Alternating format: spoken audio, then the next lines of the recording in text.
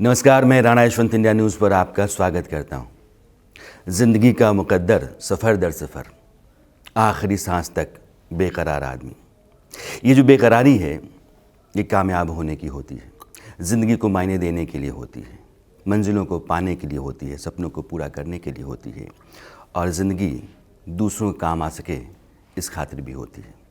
ये बेकरारी इतनी ज़्यादा होती है, चुनौतियाँ, परेशानियाँ, मुश्किलें उतनी ज़्यादा होती हैं। आज मैं जिस शख्स से आपको मिलवाने जा रहा हूँ वो उड़िया फिल्मों के सुपरस्टार हैं, मॉडल रहे हैं, लोकसभा सांसद हैं और बहुत कुछ है। एक साथ ज़िंदगी कई रास्तों पर चलती है, इसलिए बेकरारी आपको उनमें ज़्यादा दिखेगी, लिहाजा चुनौतियाँ भी ज़्यादा हैं। नाम है अनुभव मोहंती। अनुभव जी का बहुत बहुत स्वागत है। जी धन्यवाद राणा यशवंत जी। पहले ये कि स्टार हैं आप, पॉलिटिशियन हैं जी, हैंडसम में फिट हैं तो इस फिटनेस के लिए आप क्या करते हैं? फिटनेस के लिए मुझे लगता है आप जैसे लोगों का प्यार बहुत मायने रखता है and the grass root level reason is माँ बाप का, उनका जो कैसे उन लोगों ने हमको बढ़ाया है और किस माहौल में हम पले बड़े हैं और कितना हम अपने सेहत का ख्याल रखते हैं। और आपको शायद ये बात पता नहीं होगा, मैं 17 साल के उम्र से मुझे डायबिटीज़ डिटेक्ट हुआ था। मैं तब से 17 साल में डायबिटीज़? हाँ जी, और मैं तब से लेकर आज तक इंसुलिन लेता हूँ and I am happy with diabetes. और कोई एक दिन ऐसा नहीं जाता ज़िंदगी में जिस दिन मैं वर्कआउट नहीं करता और मैं खुद का ख्याल नहीं रखता। कितने घंटे? अभी कुछ वक्त से 1-1.5 साल से वक्त थोड़ा कम हो गया है वर्कआउट करने का, लेकिन रोज़ करता ज़रूर हूँ। और जब मैं रेगुलर 1-1.5 साल पहले तक मैं कम से कम 2-2.5 घंटा वर्कआउट तो एक दिन में ज़रूर निकालता था वक्त, वो चाहे कुछ भी हो जाए। इलेक्शन के दौरान भी मैं सुबह से लेकर शाम तक या रात तक कैंपेनिंग करता था, आधी रात को वापस आकर जिम में वर्कआउट करके फिर वापस जाके अगले दिन के लिए तैयारी करता था। आप कई लोगों के लिए इंस्पिरेशन हैं। 17 साल की उम्र से अगर डायबिटीज़ को लेकर के आप चल रहे हैं जी, और उसके बाद भी आपने कंट्रोल रखा है, तो खुद जो एक्सरसाइज आप करते हैं, वर्जिश करते हैं, उसकी वजह से और फिर खान पान की वजह से मुझे और लगता है कि अच्छे डॉक्टर्स के सही गाइडेंस की वजह से। सही गाइडेंस की वजह से। यस। कोई फिल्म स्टार जो सुपरस्टार है, वहाँ हाईएस्ट पेड स्टार है, जी, वो पॉलिटिशियन क्यों बनना चाहता है? क्यों बना? पॉलिटिक्स में आना या पॉलिटिक्स करना ये किसी का भी मन कर सकता है। लोगों की सेवा करने की जो मनोभाव होती है, जो इच्छा होती है, वो किसी में भी आ सकती है। ऐसा कोई नियम नहीं है कि कोई एक्टर है तो वो पॉलिटिशियन नहीं बन सकता है। ये मुझे बहुत ताज्जुब करता है जब लोग बोलते हैं कि एक कलाकार है, एक अभिनेता है, वो क्यों मन में राजनीति कोई में आता इच्छा होती है, कोई सपना होता है कि मुझे पॉलिटिशियन बनना होता है। कुछ लोगों की ज़िंदगी में इत्तेफाक हो जाता है कि वो बन जाते हैं। हाँ जी। कुछ लोग बहुत पहले से कोशिश कर रहे होते हैं कि हम बन जाएं, हाँ जी। बन जाते हैं, कभी कभार नहीं भी बन पाते हैं। अनुभव मोहंती ने स्टार रहते समय ही सोचा कि पॉलिटिशियन बनना है या फिर इत्तेफाक था? नहीं, ये सच है कि जब मैं पीक पर था अपने फिल्म कैरियर में, मैंने तभी पॉलिटिक्स ज्वाइन किया। और ख़ास वजह ये थी कि I was very much driven and very much attracted by the leadership of Naveen Babu. उनका जो तरीका है लीड करने का और कम बोलना और काम ज़्यादा बातें करना, मतलब आपका काम ज़्यादा बात करे, लोगों तक ज़्यादा मैसेज पहुंचाए, ना कि आपकी ज़ुबान।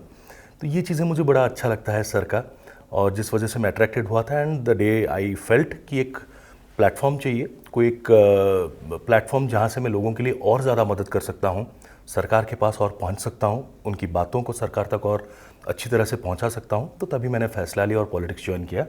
बट ऐसा नहीं कि पॉलिटिक्स ज्वाइन किया शौक से बस थोड़े वक्त के लिए। जब पॉलिटिक्स में कदम रखा हूँ तो कभी हार के यहाँ से निकलूँगा नहीं। अनुभव के बारे में मैं आपको बता दूं कि अनुभव 2014 में राज्यसभा सांसद बने और तब उम्र थी 32 साल, और सबसे कम उम्र में राज्यसभा बनने वाले सांसद हैं आप, राज्यसभा में पहुंचने वाले सांसद हैं आप। फिर 2019 में आप लोकसभा चुनाव लड़े केंद्रपाड़ा से, और वहां से आप लोकसभा के सांसद हैं जी। एक फिल्म स्टार की ज़िंदगी और एक पॉलिटिशियन की ज़िंदगी, दोनों में बड़ा और बुनियादी फ़र्क है। जी, आप दोनों को पैरेलल लेकर के चल पाते हैं, बेहतर ज़िंदगी कौन सी है और दोनों को साथ लेकर चलने में दिक्कत कहाँ आती है? ये बहुत डिफ़िकल्ट और जेन्युइन क्वेश्चन है ये। पहले तो बता दूं कि दो अलग अलग फील्ड ज़रूर है, लेकिन विद ड्यू रेस्पेक्ट, बहुत इज्जत के साथ सारे नेताओं को, क्योंकि फिल्मों में भी सब अच्छे अभिनेता नहीं होते हैं, कुछ बुरे इंसान भी होते हैं। वैसे ही राजनीति में भी सारे बुरे नहीं होते हैं, कुछ बुरे होते हैं और बहुत ज़्यादा अच्छे नेता भी होते हैं। तो जो बुरे दोनों साइड के होते हैं ना, उनमें मेल बहुत ज़्यादा होता है कि दोनों ही अभिनय अच्छा कर लेते हैं। वो फिल्म चाहे फिल्मों में हो या पॉलिटिक्स में हो, उनको स्क्रिप्ट की ज़रूरत नहीं होती है, वो डायलॉग्स अपने आप पढ़ लेंगे। आप उन लोगों को कैसे झूठ बोलना है ये उनको अच्छी तरह से पता है। तो मैं उस कैटेगरी में नहीं गिनता खुद को कभी। जब मैंने फिल्मों में काम किया है, मैंने फिल्मों में अपने स्क्रिप्ट को, अपने कैरेक्टर को फोकस किया है और सही तरह से उसको निभाने का कोशिश किया है। और जब पॉलिटिक्स की बात आई है, मुझे जब वो जिम्मेदारी दी गई, राज्यसभा का सर्वकनिष्ठ सांसद बनने का मौका मिला, मैंने कोई एक मौका नहीं छोड़ा जहां पर मैं अपने राज्य के लिए, अपने देश के लिए बात ना करूं। हर बार मैंने कोशिश की और पहले सेशन से ही मैंने बोलना शुरू किया था। I don't want anyone to question me कि कलाकार है, राज्यसभा जाकर उसने एक सीट बेकार कर दिया, एक ज़ाय में चला गया एक सीट। तो मैं लोगों की बात बोलने के लिए पहुंचा था, उनकी बात मैंने रखी है। और रहा लोकसभा जीतने के बाद, मैंने जेन्यूनली, डेडिकेटेडली, जब से मैं लोकसभा जीता तब से लेकर इस साल, मतलब 4 साल से ज़्यादा हो गया, 5 साल के करीब, मैंने एक भी फिल्म नहीं किया था, एक भी फिल्म नहीं किया था, क्योंकि मैं लोकसभा में परफॉर्म करना चाहता था, मैं लोगों के लिए काम करना चाहता था।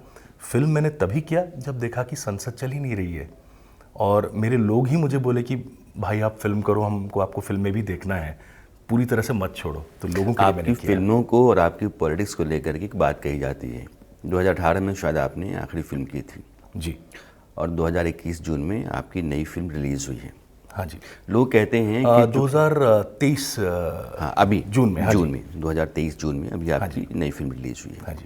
कहा यह जाता है कि अनुभव को ये लगा कि उनका पॉलिटिकल ग्राफ गिर रहा है, पार्टी के भीतर उनकी पूछ परख थोड़ी कम हो रही है जी। 2024 के चुनाव में उनको टिकट नहीं भी मिल सकता है जी। इसलिए उन्होंने अपनी हैसियत, अपनी ताकत, अपनी पॉपुलैरिटी बताने की कोशिश की। फिल्म आई, ब्लॉकबस्टर हिट है। ये बहुत बड़ी हिट हुई फिल्म और फिल्म मेरा बेस था, फिल्मों से मैं आया हूँ और लोग मुझे घर घर में पहचानते हैं, प्यार करते हैं मेरे अभिनय की वजह से। और उसके बाद में मैं नेता बना, या राज्यसभा सांसद या लोकसभा सांसद बना। तो जिन लोगों के आशीर्वाद से, जिन लोगों की वजह से मैं यहाँ तक आ पाया हूँ, अब उन्हीं लोगों का डिमांड था, ये उन्हीं लोगों की चाहत थी। कई बार बार उन्होंने मुझे रिक्वेस्ट किया कि भैया आप फिल्म कीजिए, आप फिल्म क्यों नहीं कर रहे हैं। तो मेरा ये film dedicated to all my fans, my well wishers. और इसको मैं राजनीति के साथ बिल्कुल जोड़ना नहीं चाहूँगा। अगर राजनीति के साथ जोड़ना होता तो जिन चीज़ों के बारे में आपने अभी बात किया कि पॉलिटिक्स में इस तरह से इग्नोर हो रहा हूँ या जो भी है, ये कई बातें, तो ये कुछ बातें पिछले 3-4 सालों से मुझे मीडिया से, लोगों से ऐसे ही सुनने को मिलते रहते हैं। मैंने फेस हालांकि बहुत कम किया है ये सब चीज़ों को पर्सनली, बट मुझे इतना मालूम है कि राजनीति में ये सब चीज़ें होती हैं और जब कोई अच्छा काम करने की नीयत से आगे आता है और मेहनत करता है, उसके साथ तो ज़रूर होती है। तो मेरे साथ भी हो रहा है, आगे भी होगा। मैंने ये सवाल इसलिए पूछा कि दिल्ली में कई हलकों में इस बात की चर्चा रहती है कि आप बीजेपी की टॉप लीडरशिप से मिलते हैं, बात करते हैं, तो आप अपना ऑप्शन बी भी लेके चल रहे हैं।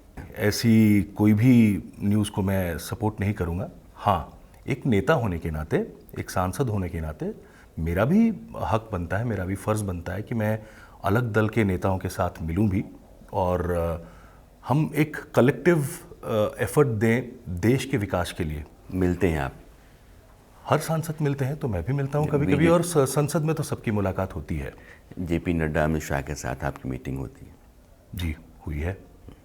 और मेरा सौभाग्य है कि मैं इतने बड़े नेताओं के साथ मिल सका हूँ मैं, और मैं इसका पूरा श्रेय दूंगा नवीन बाबू को, क्योंकि उन्होंने ही मुझे आशीर्वाद दिया, उन्होंने ही मुझे राज्यसभा का सांसद बनाया, उसके बाद लोकसभा का सांसद बनाया। मेरे उड़ीसा वासियों की वजह से मैं आज यहाँ पर हूँ, जिस वजह से मैं नवीन बाबू से पा रहा हूँ और कैसी उड़ीसा है की बात कर पा रहा हूँ। नवीन बाबू से कैसी है आपकी? सर को मैं बहुत प्यार करता हूँ, सर से बहुत प्यार मिलता भी है मुझे। तो फिर वो आपको स्टार कैंपेनर पार्टी क्यों नहीं बनाए? ये कहा जाता है कि जो मैरिटल डिस्कॉर्ड मेरा चल रहा है, पिछले 3 साल से ज़्यादा हो गया है, तो शायद ये एक वजह है। पर मैंने आज तक कभी सर से पूछा नहीं है कि सर मुझे क्यों स्टार कैंपेनर की लिस्ट से हटाया गया, क्योंकि जब आज तक कभी भी जब मैंने सर को राज्यसभा सांसद बनाने के लिए भी रिक्वेस्ट नहीं किया था, लोकसभा सांसद की टिकट देने के लिए भी रिक्वेस्ट नहीं किया था, सब उन्होंने ही मुझे दिया है। तो जब एक इंसान मुझे दिए हैं तो उनका हक बनता है कि कुछ अगर वो कुछ वक्त के लिए मेरे से अलग कर दे, ले ले। कारण तो आप मानते होंगे, आप भी तो खुद से पूछते होंगे क्या रहा जब आप सिर्फ फिल्म स्टार थे, राज्यसभा सांसद नहीं थे जी, तब भी आप उनके स्टार कैंपेनर थे। हाँ जी। बाद में लंबे समय तक आप कैंपेनर रहे। हाँ जी। आपकी पॉपुलैरिटी है जी, आपकी फिल्में वहाँ सुपरहिट होती हैं, लोग आपको बहुत स्टार देखते हैं, फिर भी वो आपको कैंपेन से बाहर रखते हैं और जिन पत्नी के साथ आपका अदालती मुकदमा चल रहा है उनको कैंपेन का हिस्सा बनाते हैं। सर के जुबान से मैंने कभी भी इस बारे में कभी कुछ सुना नहीं, कभी पूछा भी नहीं और कभी पूछूंगा भी नहीं शायद। ये तो पार्टी के कुछ लोग जिन्होंने किया होगा, मतलब जिनके साथ मेरा पारिवारिक विवाद चल रहा है, उनको लेकर जो गए होंगे वही इसका जवाब दे पाएंगे बेहतर। मैं बस इतना जानता हूँ कि सर के साथ मैं हूँ और जब तक सर रहेंगे तब तक मैं सर के साथ रहूँगा। कभी उनके साथ कभी गद्दारी किया नहीं, कभी करूँगा भी नहीं सर के साथ ये गद्दारी, और मेरे लिए वो मेरे पिता समान है। चूँकि परिवार का मामला आपने छेड़ा है तो मैं आपकी अनुमति से थोड़ा आगे बढ़ना चाहता हूँ।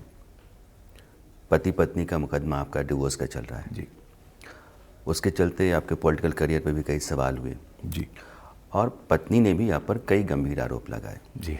डोमेस्टिक वायलेंस तक का आरोप आप पर है। डोमेस्टिक वायलेंस, डाउरी और क्या क्या नहीं। हाँ जी। सच क्या है?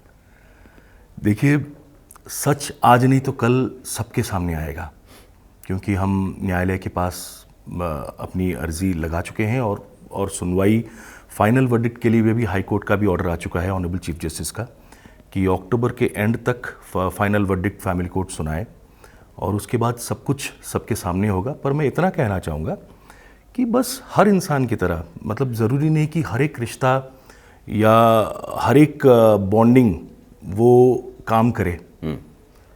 मैंने बहुत प्यार किया था उनसे, लव कम अरेंज मैरिज हुई थी हम दोनों की, और मैंने कभी सपने में भी नहीं सोचा था कि मैं कभी भी जिनसे प्यार करके जिनसे शादी करूँगा उनको कभी डिवोर्स दूंगा। लेकिन डिवोर्स के तो आप मूव किए हैं कोर्ट। हाँ जी, ये बात सबको पता होना चाहिए कि जिस तरह से आपने कहा कि मेरे खिलाफ इतने केसेस लगे हैं, ये लगे हैं, वो लगे हैं, इतने इल्ज़ाम लगे हैं, तो आपके माध्यम से मैं सबको बता देना चाहता हूँ कि मैं वो पहला शख्स हूँ, मतलब पति पत्नी के बीच में मैं पहला आदमी हूँ जिसने डिवोर्स फाइल किया, और वो भी बहुत ही जेन्युइन ग्राउंड पर मैंने किया था। एंड विद ड्यू रेस्पेक्ट बहुत कोशिश की थी कि एमिकेबली हम सेपरेट हों, दो दोस्तों की तरह ज़िंदगी भर हम एक दूसरे का हाथ थामे, लोगों के सामने, हमारे फैंस के सामने हम मुस्कुरा के खड़े रहें, और कभी भी उनको ज़िंदगी में मेरी ज़रूरत पड़े कभी भी तो मैं उनका साथ निभाऊं। पति पत्नी बन नहीं पाए, दैट्स डिफरेंट, हमको एवरीथिंग कैनॉट वर्क आउट। और हस्बैंड वाइफ रिलेशनशिप एक ऐसा नाजुक रिश्ता होता है जिसमें थोड़ा सा भी खरोच आ जाता है ना तो वो बहुत बिगड़ जाता है। और हमें तो इतना ज़्यादा उसके बाद आया कि मैंने डिवोर्स एक फाइल किया, बदले में मेरे खिलाफ एक के बाद एक, और वो भी डिवोर्स फाइल करने के बाद फॉल्स एलिगेशंस, फॉल्स केसेस लग गए, क्रिमिनल केसेस तक, और कई पुलिस कंप्लेंट्स लग गए कि, और सब में लिखा जाता था कि मेरे से उनको जान का खतरा भी है। अब वही चाहती हैं कि मेरे साथ भी रहें। तो सच क्या है, झूठ क्या है, ये कोई पुरुष या महिला अगर कोई भी ध्यान से सुने, इस चीज़ को गौर से सोचे, इस मैटर के बारे में, उसको पता चल जाएगा ज़रूर। कोई भी पत्नी अगर साथ रहना चाहती है पति के और पति साथ नहीं रहना चाहता है तो दुनिया कारण जानना चाहती है।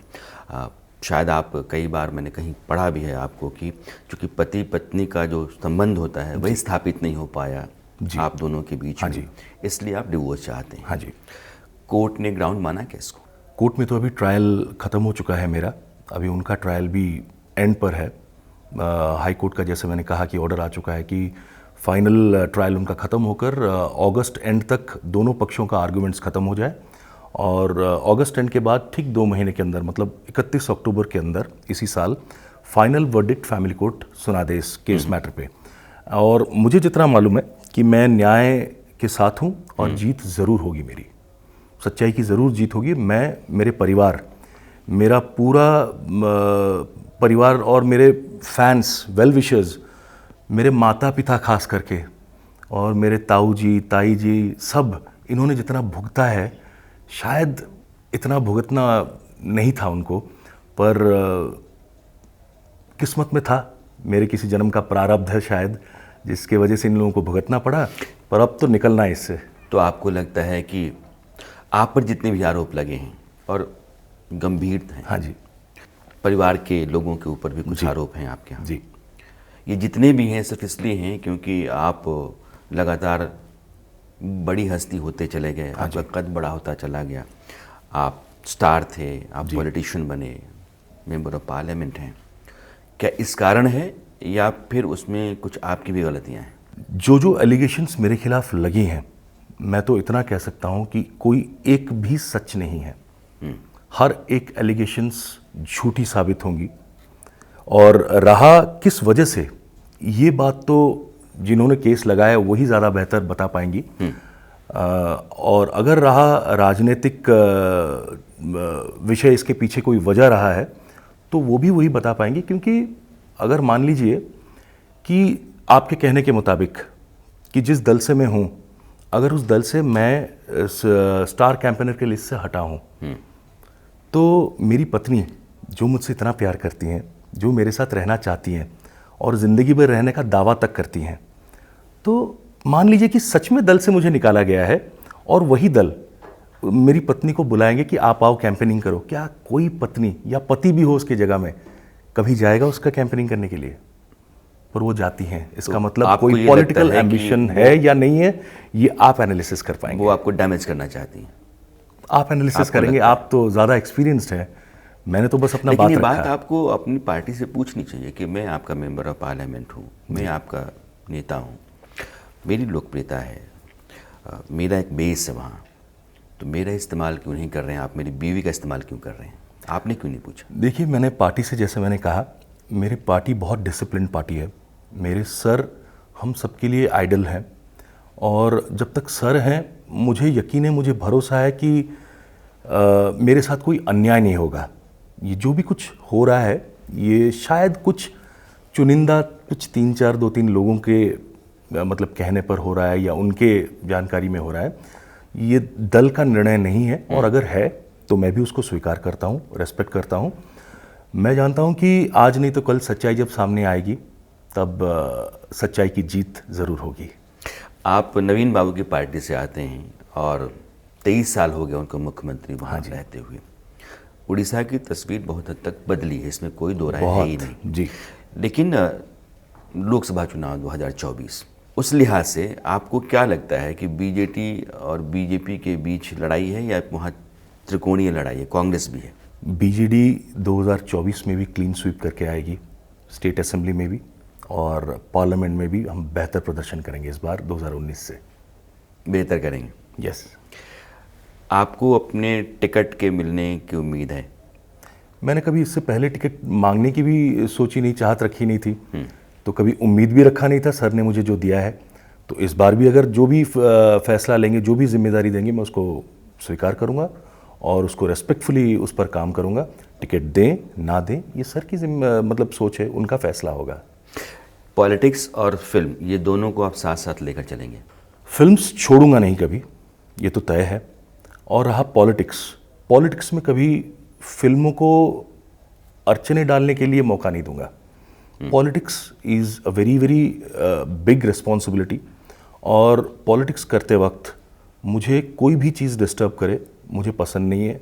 जिस तरह से आपने थोड़ी देर पहले भी मुझे कहा कि मैंने डिवोर्स क्यों फाइल किया था, वो भी इसी वजह से कि इतने साल से मैं जब एमिकेबली सेटल करने की कोशिश कर रहा था, नहीं हो पाया, तो जब लोकसभा जीत कर आया, लोगों से चुनकर मैं इधर आके पहुंचा संसद में, तो कि इंसान क्या चाहता है कि दिन भर मेहनत करे, संसद में काम करे, लोगों की आवाज़ यहाँ पर उठाए और लोगों के बीच खड़ा रहे, लोगों के लिए काम करता रहे।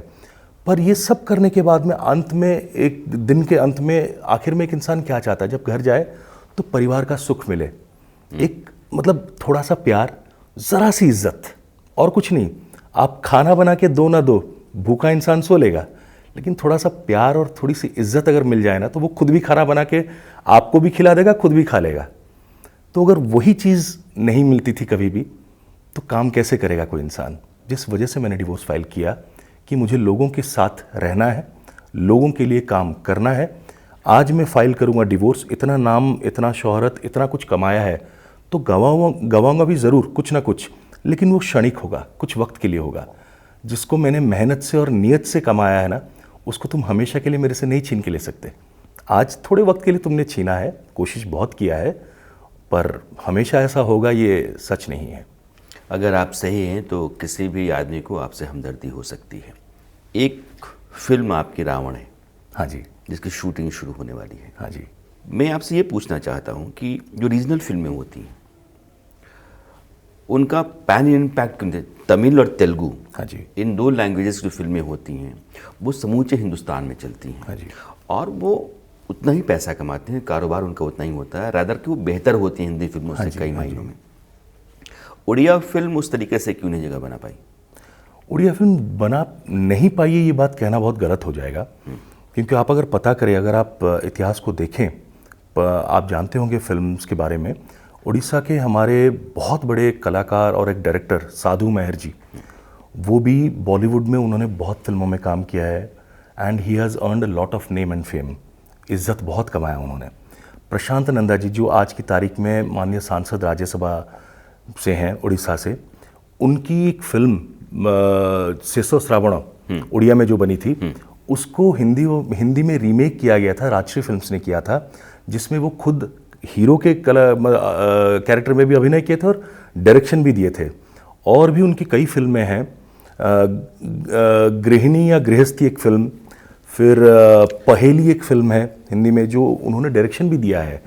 और हमारे श्रीराम पंडा जी जो एक सुपरस्टार उनके वक्त के रहा करते थे, वो नेशनल ब्रांड के ब्रांड एम्बेसडर भी थे किसी बहुत बड़े ब्रांड के। मेरा सिर्फ सवाल ये था कि जैसे डब करके तमिल तेलुगु की फिल्में, अब तो कन्नड़ की फिल्में भी हाँ जी चलती हैं दूसरे लैंग्वेजेस में और दूसरे राज्यों में, उड़िया फिल्मों का वो अप्रोच क्यों नहीं बना? वो दौर आ चुका है, शायद बनना शुरू भी हो चुका है अभी काम उड़िया फिल्में ऐसे।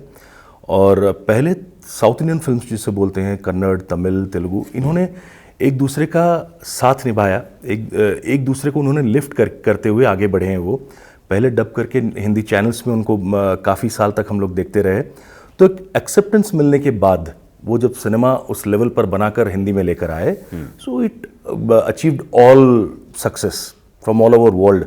RRR भी देख लीजिए कितनी बड़ी सक्सेस हुई। सो उड़िया फिल्म्स उस बजट तक आज तक हम लोग पहुँचे नहीं है, ये सच है। हमारी टेरिटरी उतनी बड़ी नहीं है सिनेमा की, ये भी सच है।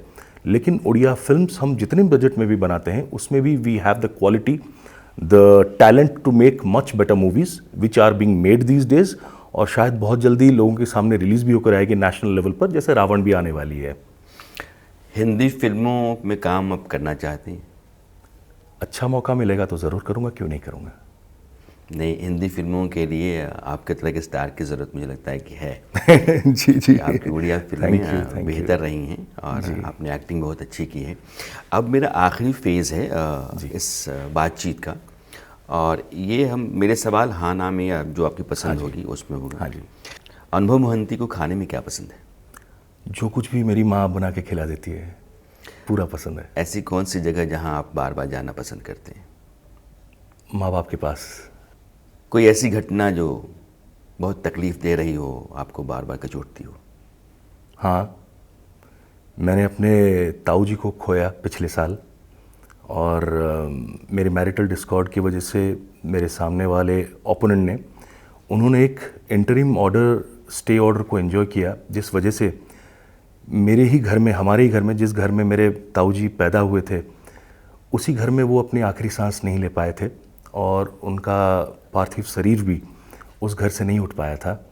इस चीज़ को मैं ज़िंदगी भर नहीं भूल पाऊंगा और ख़ुद को कभी माफ़ नहीं कर पाऊंगा। यानी आपकी पत्नी ने आपके पुश्तैनी मकान पर कब्जा कर लिया? उस वक्त में कब्जा कर रखा था कोर्ट से?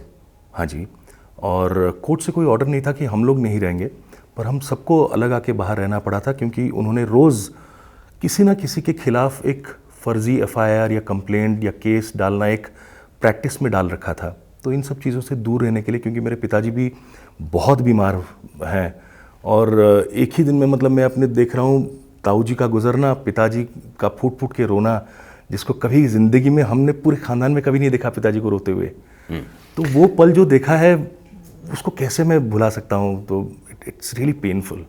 कोई ऐसी बात जो बहुत खुशी दे गई हो और आप बार बार उसको याद करके अच्छा महसूस करते हो? मैंने बचपन में मेरी माँ को एक जो हॉकर्स होते हैं ना, उनसे मैं 1 रुपए का एक छोटा सा नेकलेस खरीद के दिया था मेरी माँ को, प्लास्टिक का था। तो मैं जब बड़ा हुआ, जब मैंने कमाया अपने पहले फिल्म से, मैंने जब पैसे कमाए थे, मैं उस रेमुनरेशन से मेरी माँ के लिए मैंने एक सोने की चेन लेकर दिया था, डायमंड लगा हुआ था उसमें छोटा सा। तो मम्मी ने देखा और उसको देखा, मुझे बोले तुझे एक चीज़ दिखाना है। तो मैंने कहा क्या? तो आप सोचिए कितने सालों बाद वो मुझे अलमारी से, लॉकर से निकाल के दिखा रहे कि तूने मुझे बचपन में दिया था, ये आज तू भले ही कितना कीमती नेकलेस मुझे लाके दे दे, इससे ज़्यादा कीमती कुछ हो नहीं सकता है। मैं उस दिन रो पड़ा था।